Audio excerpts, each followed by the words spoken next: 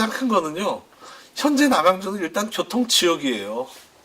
현재 상태가 교통지역입니다. 그럼 이 교통지역을 해결해야 돼요.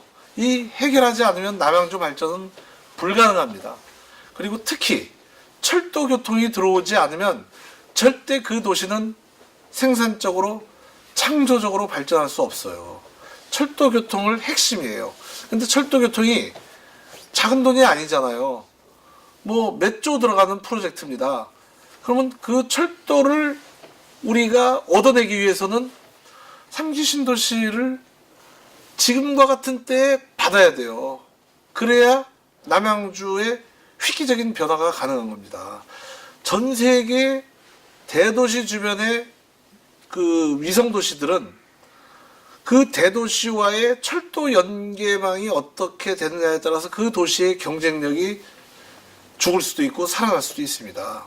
그래서 저는 요번에 남양주의 3기 신도시, 그래서 주택을 받아들이면서 가장 좋은 위치예요. 서울에서 그 조금 벗어나서 사시려는 분들한테는 최적의 입지를 가지고 있다고 생각을 합니다. 그렇기 때문에 그거를 제공하는 대신 우리 남양주가 절대적으로 부족한 철도 교통 문제와 도로 교통 문제, 그리고 일자리 문제를 해결하자는 것이죠. 그러니까 서로 맞바꾼 겁니다. 그러나 결국은 주택도 남양주에 있잖아요. 그러니까 남양주로서는 다 얻은 겁니다. 도시의 핵심 4대 기능이 주거, 일자리, 교통, 그리고 문화입니다. 이제 의료나 뭐 이런 건 다 문화에 들어가요. 이 4대 핵심 기능 중에 1기 신도시와 2기 신도시는 서울에서 부족하다고 하는 주택만 뺀 겁니다.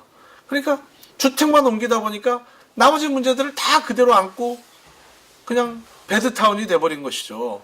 3기 신도시는 서울이 가지고 있는 주택, 그리고 교통, 그리고 일자리, 서울만이 향유했던 것들을 도시가 같이 병합 발전할 수 있도록 그 기회를 제공한 것이죠. 그래서 1, 2기 신도시와 3기 신도시는 확실히 다른 거죠. 그런데 저희 남양주만의 특색은 두 가지입니다.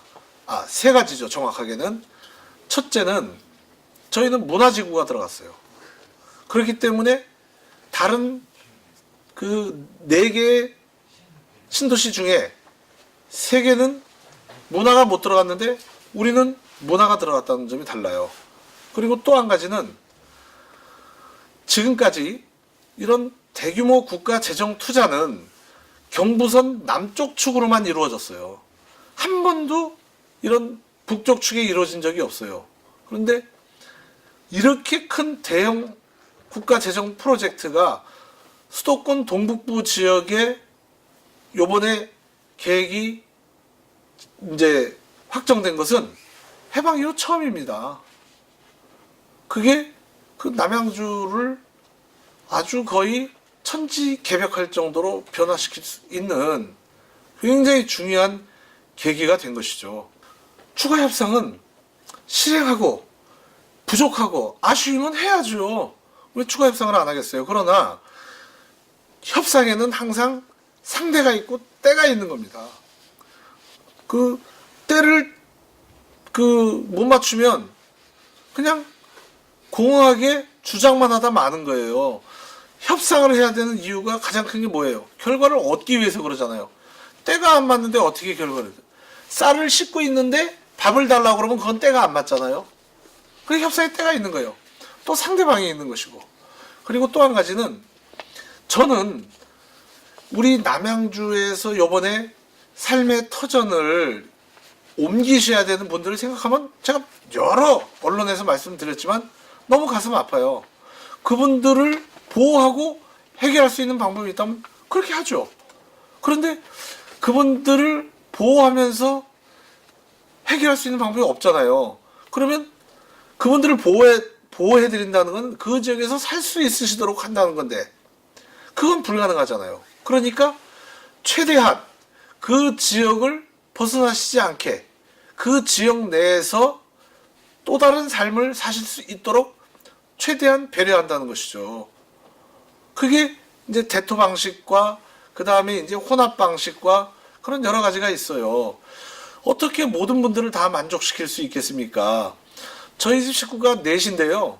점심 먹으러 외식 나가자 그러면 네 사람의 의견이 다 달라요.